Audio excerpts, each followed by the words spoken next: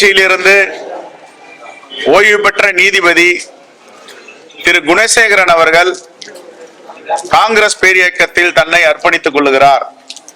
அவரை காங்கிரஸ் பேரியக்கம் வருக வருக என வரவேற்கிறது. அவருடைய உறுப்பினர் எண் பாஜகவில் 7939.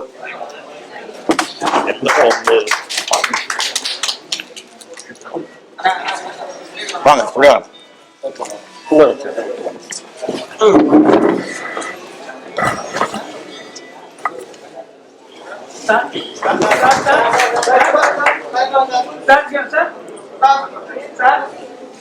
பாருங்க பாருங்க பாருங்க.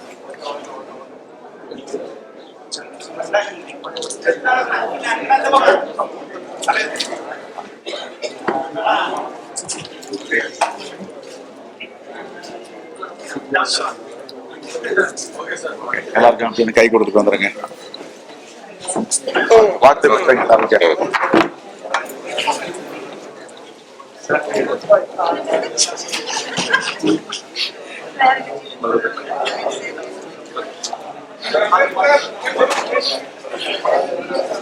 சார்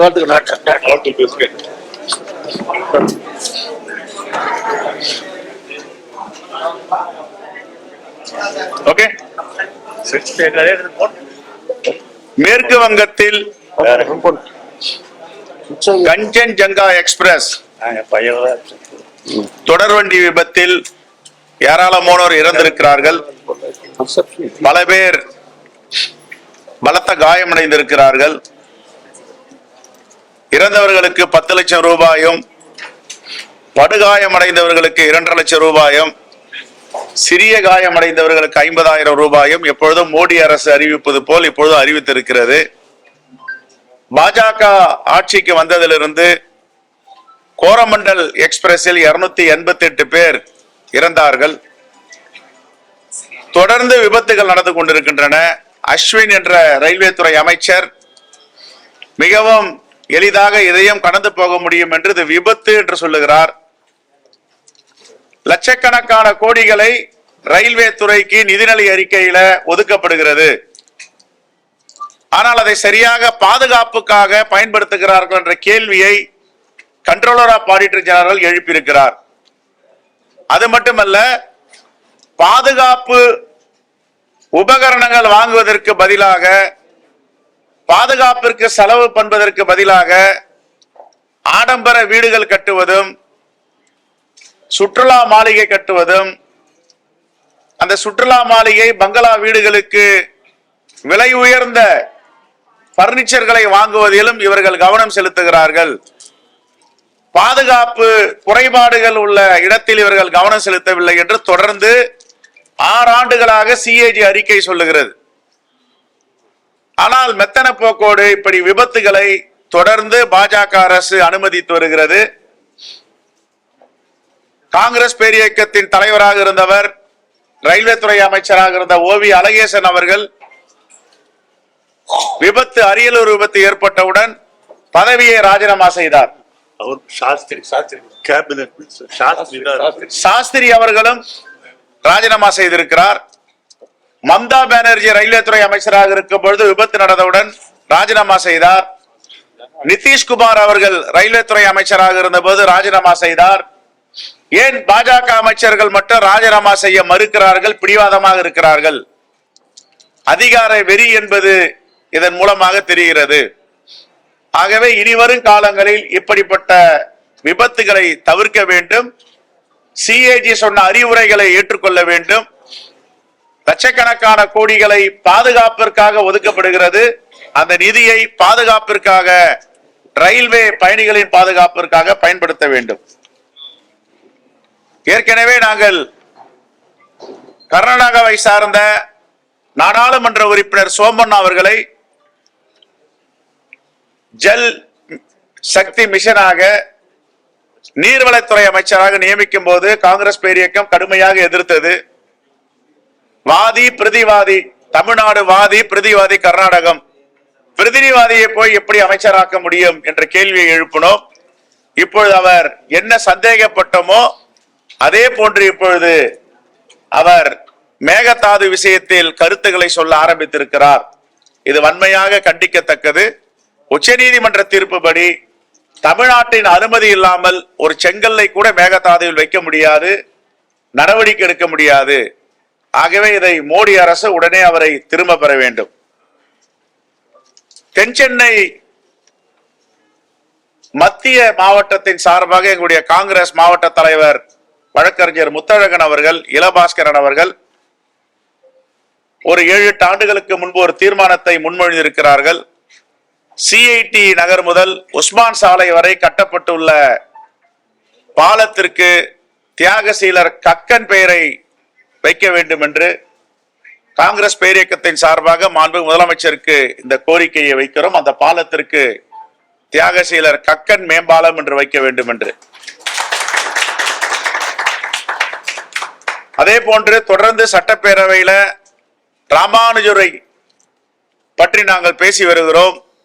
இன்று மாண்பு முதலமைச்சர் அவர்கள் ராமானுஜர் தொலைக்காட்சி தொடரை எழுதிய கலைஞர் அவர்கள் அந்த வடிவமைப்பை, வரலாற்று சிறப்புமிக்க தொடரை புத்தகமாக வெளியிட்டிருக்கிறார்.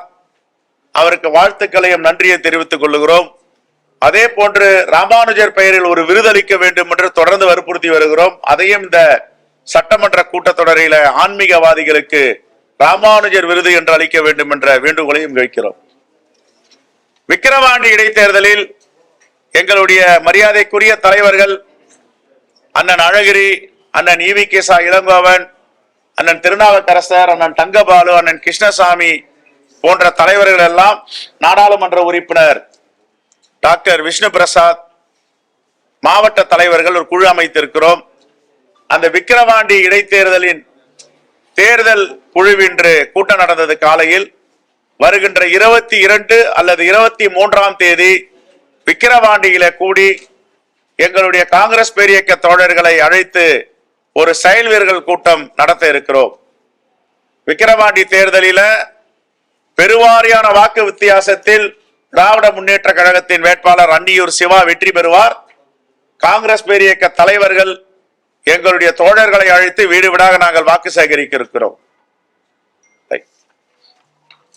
சொல்லணுமா?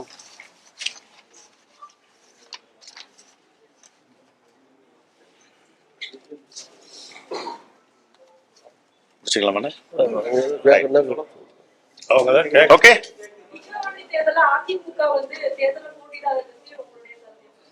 அதிமுகவுக்கு எங்கே இருந்தோ கட்டளை வந்திருக்கிறது, நீங்கள் போட்டியிட வேண்டாம் என்று. அவர்கள் மறைமுகமாக பாஜக, பாமக வேட்பாளர்களை ஆதரிப்பதற்கு 100% வாய்ப்பு இருக்கிறது. இத நாங்க சொல்லல, அவங்க கட்சியில இருந்த டிடிவி தினகரன்லாம் இன்னைக்கு ஒரு செய்தியை பதிவு பண்ணியிருக்கார். திமுக சூழ்ச்சி செய்து, அதனாலதான் நாங்க கண்டிப்பா ஜெயிக்க போறோம் அப்படிங்கிற ஒரு சூழ்நிலையில தான் நாங்க இங்க இந்த எலெக்ஷன் வெளியே வந்துட்டோம். இப்படி ஒரு சூழ்ச்சியில நம்ம சிக்கக்கூடாதுன்னு சொல்லி ஜெயக்குமார் சொல்றாரு. விக்கிரவாண்டி தேர்தல் என்ன சூழ்ச்சி? அப்ப அவரே சொல்றாரு, நம்ம பாமகக்கு எதிராக பாஜக எதிராக வேட்பாளர் போடக்கூடாதுன்னு அவரே ஒத்துக்கொள்ளுகிறார். பி டீமா இருக்காங்க அவங்களுக்கு. இல்ல, திமுக இடைத்தேர்தல அராஜகம் பண்ணி வாக்கு சேகரிக்கும், கூடுதல் செலவழிக்கும், அந்த அடிப்படையில் நாங்க புறக்கணிக்கணும்னு சொல்லி விமர்சனம். அப்ப அதிமுக காலங்களில் நடந்த இடைத்தேர்தல்கள் எல்லாம் அவங்க இப்படிதான் செஞ்சாங்களா? இதே விக்கிரவாண்டியில இடைத்தேர்தல் வரும்போது அதிமுக வேட்பாளர் வெற்றி பெற்றிருக்காரு, முத்துச்செல்வன். அவர் எப்படி வெற்றி பெற்றாரு? அப்ப அவர்களுக்கு ஒரு நீதி, திராவிட முன்னேற்ற கழகத்துக்கு ஒரு நீதியா? என்ன நினைக்கிறீங்க? அண்ணாமலை அவர்கள் இப்ப பெரிய போராட்டம் தமிழகம் முழுக்க அனௌன்ஸ் பண்ண போறோம். எந்த ஆபீஷியல்ஸுக்கும் இங்க சேஃப்டியே கிடையாது தமிழ்நாட்டுல. எந்த ஆபீசர்ஸ்க்கும் ஒரு சேஃப்டியே இல்ல. முதல்ல பாஜக இருக்க பெண்களுக்கு அவரை பாதுகாப்பு கொடுக்க சொல்லுங்க, அதற்கு பிறகு வரட்டும். அவங்க பெண்கள் நிர்வாகிகளுக்கு முழுமையா நான் பாதுகாப்பு கொடுப்பேன்னு பேச சொல்லுங்க. அவரை காந்தி அவர்கள் வயநாட்டுல போட்டியிட இருக்காங்க, காலையில் கார்கேஜி அனௌன்ஸ் பண்ணிருக்காங்க. எப்படி இருப்பாங்க? பெருவாரியான வாக்கு வித்தியாசத்தில் வெற்றி பெற போகிறார். வயநாடு என்பது எங்கள் தலைவர் ராகுல் காந்தியுடைய தொகுதி.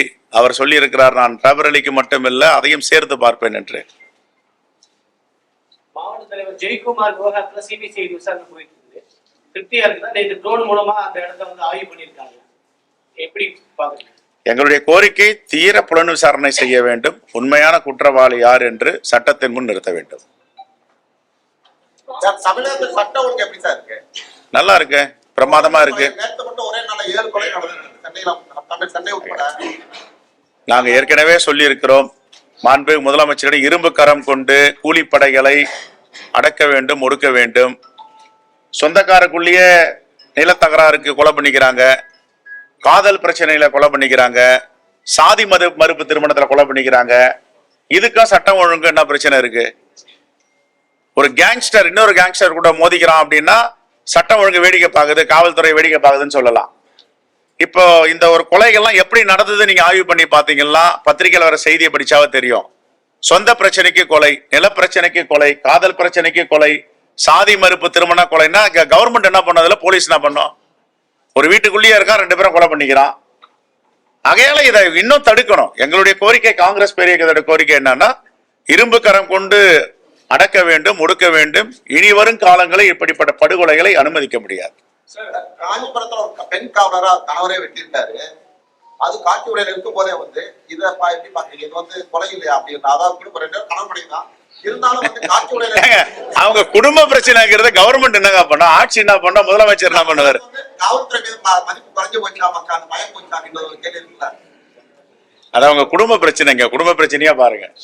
கடந்த முறை நடைபெற்ற ஈரோடு இடைத்தேர்தலில் திமுக ஜனநாயகத்தை படுகொலை செய்தது, அதேதான் இப்பவும் விக்கிரவாண்டி இடைத்தேர்தலில் செய்யும். அதனால எங்க ஈரோடு சட்டமன்ற தலைவர், எங்க தலைவர் தான் இங்க உட்கார்ந்து இருக்காரு. இருங்க ஏங்க, இல்ல நீங்க ஈரோட்டில் நடந்த எலெக்ஷன் திராவிட முன்னேற்ற கழகமும் காங்கிரசும் ஜனநாயகத்தை காப்பாற்றியது. ஆகவே நீங்கள் சொல்வது போல் ஜனநாயகத்தை நாங்கள் குறைக்கவில்லை, ஒழுங்காக ஓட்டு கேட்டோம். ஒரு நாளைக்கு இல்ல அவங்க கேட்டோம், வெற்றி பெற வரைக்கும் வாயை திறக்கல. நாங்க வெற்றி பெற்றவுடன் ஜனநாயக படுகொலை அப்படின்னாங்க. அது முன்னாடியே சொல்ல வேண்டியதானே? காங்கிரஸோட பொதுக்குழு நடந்து முடிஞ்சதுக்கு அப்புறம் காங்கிரஸ் பல்வேறு விஷயங்களுக்கு விமர்சனத்துக்கு உட்பட்டு காங்கிரஸ் என்னன்னா திமுக அதிகமா முக்கியத்துவம் கொடுக்குறதா, இது காங்கிரஸ் அப்படி ஒரு நன்றி உணர்வா எடுத்துக்கலாமா, இல்லைன்னா திமுகவோட ஆதரவு இல்லாம காங்கிரஸால தனியா நாங்க தொடர்ந்து வெற்றி கூட்டணியா திராவிட முன்னேற்ற கழகமும் காங்கிரஸ் பேரியக்கம் இருக்கு. அன்னைக்கு செயற்குழு யாரும் கூட்டணியை பத்தி பேசல. எங்களுடைய கட்டமைப்பை வலிமைப்படுத்தணும் தான் பேசணும். ஒவ்வொரு கட்சிக்கும் பேசுறதுக்கு உரிமை இருக்கு, மோட்டிவேட் பண்றதுக்கு உரிமை இருக்கு. மோட்டிவேஷனும் கட்டமைப்பை வலிமைப்படுத்தின ஸ்பீச் தான் எல்லாருமே பேசினாங்களே கண்டி யாருமே கூட்டணி பத்தி ஒருத்தர் கூட பேசல. தோழர்களும் பேசல, வந்த தலைவர்களும் பேசல. அதுக்குதான் தவறா திரிச்சு போட்டாங்கன்னு நான் ஒரு மறுபறிக்கை கொடுத்திருந்தேன். நெக்ஸ்ட், வருங்காலத்துல காங்கிரஸ் தனித்து இருக்குமா இல்ல சார்ந்து இருக்குமா? சார்ந்தும் இருக்காது, தனித்தும் இருக்காது. நாங்க இந்தியா கூட்டணியை வலிமைப்படுத்துவோம். திராவிட முன்னேற்ற கழகத்தோடு மிகவும் வலிமையா, பலமா, உண்மையா இந்த இந்தியா கூட்டணி இருக்கு. இந்தியா கூட்டணி வலிமை பெறும். Right, thank you.